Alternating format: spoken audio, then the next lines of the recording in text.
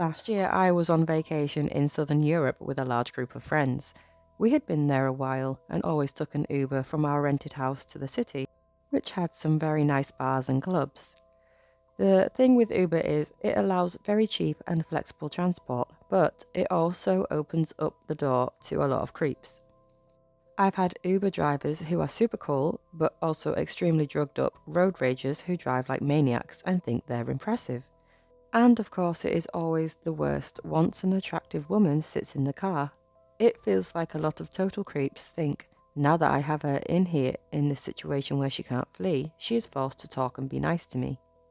For that very reason, the guys of our group always use their phone to call the Uber, so no creep picks the ride specifically because a female name has cropped up. Some of my friends even use male fake names because of this. But the guy that we had that day was by far the worst. It is late evening and Uber picks us up and drives me, 27-year-old male, 27-year-old male, 25-year-old female and a 24-year-old female to the desired town where we plan to go clubbing and drink. While driving, the driver constantly looks at the two women in the back seat via the mirror. They only told me this afterwards. He kept starting conversations, but basically only addressed the girls who left answering to the guys who gave short, non-detailed answers, basically signalling that we, 1, don't want to talk, and 2, don't think he needs to know our plans. To us, he seemed way too pushy, and he didn't seem really big on hygiene, giving off that classic, this is exactly the scenario why we don't like booking Ubers vibe. Meanwhile, we can't wait to arrive to our destination and get out of this uncomfortable but not super horrible situation. But that shit did not feel this great when this guy didn't stop on our road but instead pulled into a parking spot. He started fumbling with his phone and we were like, "Hi, this is weird. Let's get out." And we left the car. But to our surprise, the guy then turned off the car and got out as well. We saw that as a red flag and just started walking anyway towards the bars, just away from him, without saying a word, because cars can't enter the old town. After 400 foot, once we reached the gates, we stopped because this was the meeting spot for our other half of the group, who took a separate Uber. And we found out that this guy was still freaking following us and he stopped as well. You know the classic circle people form while talking, where one guy is kind of just standing next to it because the people don't let him in? Yeah, we did that. We started making conversation about how long the others will take to get here, where are they right now, etc. And this guy keeps throwing in comments like he is part of the posse. Oh cool, even more people. This must be a great evening. Broken English, but not that bad.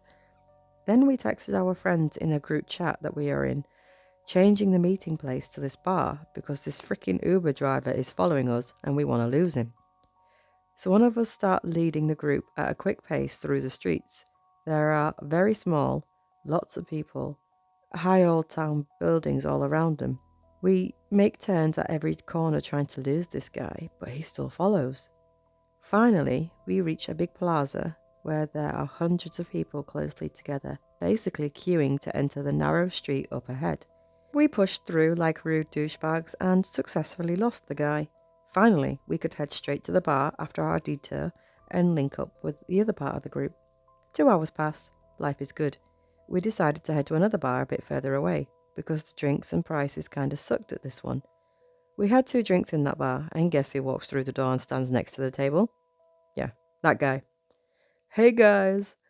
At this point, our friend, who was 28, male, who was good at communicating and frankly quite big, tells the guys that we want to keep to ourselves and have no interest in hanging out with him. Please leave us alone. Fortunately, the guy says it is no problem and leaves.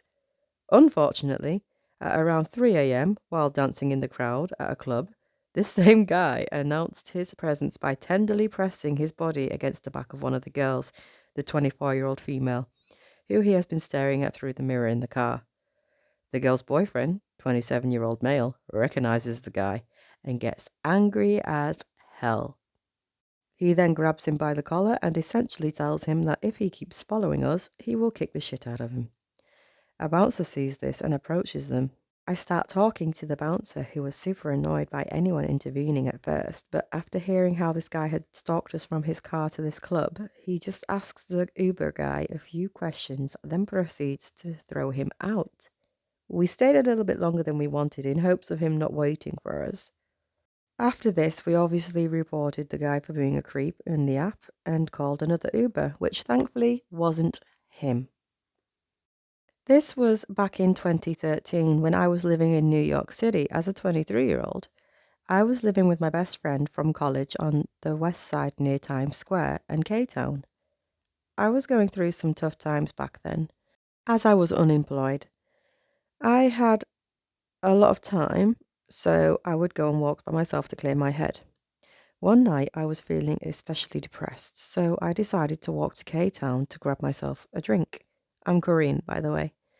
I walked into a Korean bar and I got some weird looks from the waiter as I asked for a table by myself. After ordering a couple of soju bowls, I was feeling pretty drunk, so I decided to walk back home. However, as I was exiting out the bar, this Korean guy follows me.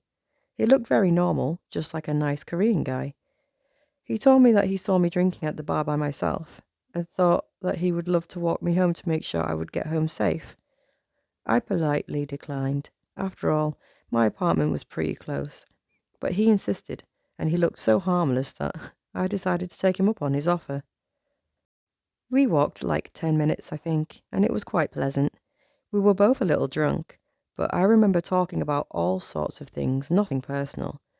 When we finally arrived at my apartment, I thanked him and wished him farewell. Now, my apartment was a 5-story walk-up, and there was a main door where we needed a key to open to get into the building. No doorman. I didn't think much of it, and I inserted the key to open the door, then went in. The door takes a while to shut, and it was my mistake for not checking before I went up the stairs. While I was approaching the second floor, I heard someone grab the door from closing, and I heard footsteps coming up the stairs. I literally got goosebumps all over my body, and I felt like I was in danger. As I started to pick up the pace, I heard the footsteps going faster up the stairs. I lived on the 5th floor, and I started to run up, clutching my keys in my hand. The guy started to run up the stairs as well, and I can literally hear him getting closer and closer to me. This all happened in a couple of seconds, but it felt so long. I finally got to my floor, and as I tried to open the door, I looked back and I literally saw the guy's head on the staircase. I rushed to open the door, and I managed to close the door right on his face. My heart was beating so fast, and I didn't know what to do at that point. It was already 3 a.m, and my roommate was asleep. Luckily, he didn't knock or anything, so I decided to go to my room and hope that he's just gone home. Around 7 a.m, my roommate woke me up. She said that there was some man standing in front of our apartment door, and my heart sank. I explained the whole situation to her. She and I went to the door and screamed that we were going to call the police if he didn't go home. I looked at the peephole, and he told me that he would only go home if I gave him my number. We then called the police and saw him being escorted out. My roommate had to go to work, so she left the apartment and called me a few minutes later. She told me that she saw the guy speaking to the police downstairs, and apparently he had tried to lie to the officers that I'm his girlfriend and we got into a fight. My roommate went up to them and explained to the officers that I do not have a boyfriend and she doesn't even know him at all.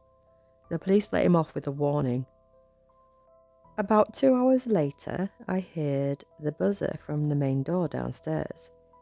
Maybe it's the police? Surely it can't be him again. I answered the intercom, and I was shook. It was him again. "Just give me your number and I'll go away," he said. I warned him that I'm going to call the police again if he doesn't leave. A couple of minutes later, I heard ferocious knocks on my door. He must have gotten in when somebody had entered the building.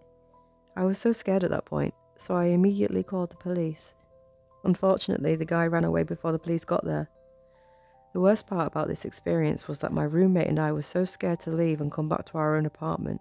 I would have anxiety every time I came home, worried that I might see him in the front of our apartment door. For about a week, the police escorted us when we felt scared, bless them. I never saw him again, but It was one of the scariest moments of my life. So, creepy stalker dude, let's not meet. A little bit of backstory. I, 23-year-old female, was 20 at the time, and I'd just moved to my uncle's in San Antonio, Texas, with the agreement that I didn't have to pay rent as long as I helped him out with my chores and my cousins. I got a job at a super well-known coffee chain downtown close to the touristy part of the area. We had a lot of regulars and a lot of homeless coming in and out. I felt relatively safe though because I got to know the people in the area, and it was almost always a lot of foot traffic. I used to even take walks after work in the area, especially since I was super close to the river. Skip to a couple of months into the job and I was friends with everyone I worked with. We were all super close, and on this particular day, it was one of my co-workers' last day. There was about 3 guys who had been in there almost all morning. They hadn't bought anything, they were just hanging out, which wasn't unusual for my location. On my break, I decided to walk down to a nearby drugstore so I can get a farewells card and maybe a small gift for said co-worker. I walked out, put my headphones in, and before I could even press play, I hear the door open behind me and footsteps following me out. Whoever it was caught up to me and started walking besides me, matching my pace exactly. I turned to look and it was one of the guys that had been in there all morning. He was a little bit taller than me and reminded me a lot of Lakeith Stanfield. He tried to ask for my number and I kindly told him no. He persisted and I, with a very short temper, told him to fuck off. He stopped and stared at me in surprise, as I don't look like somebody who speaks up or would be rude. He stood there as I walked away, and by the time I went back, they were gone.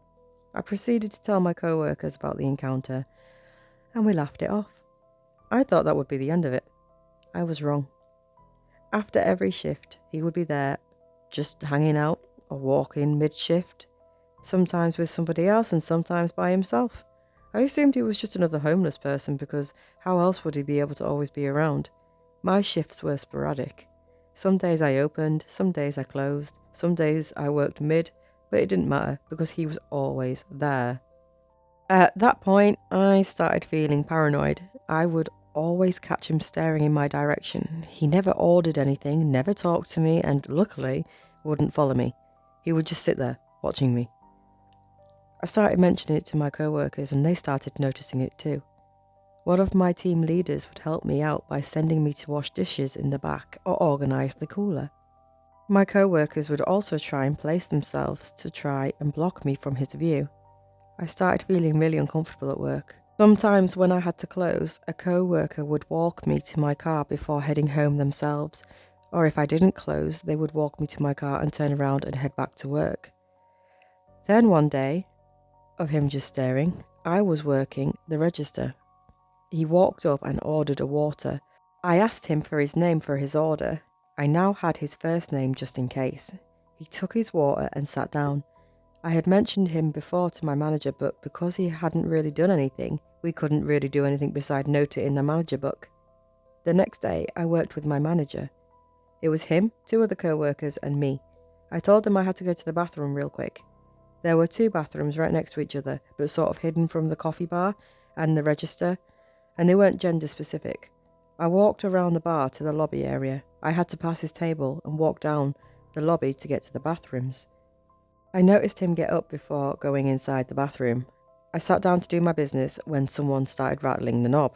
I shouted that it was occupied, but whoever it was kept rattling the door until I had finished. When I opened the door, no one was there, and walking back, I noticed him adjusting back into his chair. I was super freaked out, and I told my boss, but he couldn't tell him anything because we had no proof that it was him. Later that shift, he got up and picked up a coffee from the pickup area. My boss assumed he had ordered it and let him take it. I told him it wasn't, and that it wasn't even his name. My boss used this as an opportunity to tell him if he does something like that again, he can't come back. The man apologised and actually stuck to the rules every day after that. He just went back to watching me. Cut to Valentine's Day. One of my team leaders and I would be scheduled to work certain Thursdays after close to deep clean the store. We would stay until 1 a.m. This was one of those Thursdays. We were almost done and I had to clean the bathrooms as one of the last chores. I finished, and as I walked out of the bathroom, I see him peeking in with both his hands pressed to the windows, eyes wide, just staring at me with this super intense look. I froze for a second, just staring back. I noticed on one of his palms that is pressed to the window, a purple foam heart. He doesn't move at all. I freak out and run back into the bathroom. I start shouting for my colleague, Hannah, he's here, he's back. She barely hears me though, because the music we were blasting was so loud. Hannah was the team leader who would help me hide from him, so she knew the huge fear I had towards him. She walked towards the bathroom, shouting back, "What are you saying? What's going on?" As soon as she gets close, she sees him. I told her again, "He's here, he's watching me." She started shouting through the window, "You need to leave. If you don't leave, we're going to call the police." I step out a little to see if he'll leave, and he's ignoring her, and his eyes were fixated in my direction. I step back into the bathroom and let Hannah continue to shout at him and threaten him with the police. About 5 minutes pass, and I realise that he realises I'm not stepping out until he leaves, so then he does. The next day, I told my manager I wanted to file a police report, and he tells me no, to wait until he talks to his boss. He shows up again that day, but I was only there to talk to my manager and leave right after. When I got home, a friend convinced me to call the cops. So I text my boss that I don't care what he or his boss says, I'm scared and I'm going to file that report. I dial 911 and tell them a summarised version. They tell me they're going to send someone to where I live to take the official report. The two officers were so nice and supportive. I told them my whole story and how my boss didn't feel the need to get the cops involved since I wasn't harmed. The officers told me that I should have called right away and defended me, saying that they can get him done for harassment. I thanked them, and they tell me that if he shows up again, to dial 911 so they can take him in for trespassing and harassment. I think that was the day that my manager banned him and warned him that he will never show up to that coffee shop again. A few months later, when I was feeling comfortable again with going downtown, I went out with some friends to walk around. We were close to where I worked, and as we rounded a corner, I see him, so I ducked into a little corner store, and my friends followed. I told them that I saw him, and they kept an eye out. Once he was out of view, we left the store, and that was the last time I saw him. So, creepy coffee shop stalker, let's not meet again.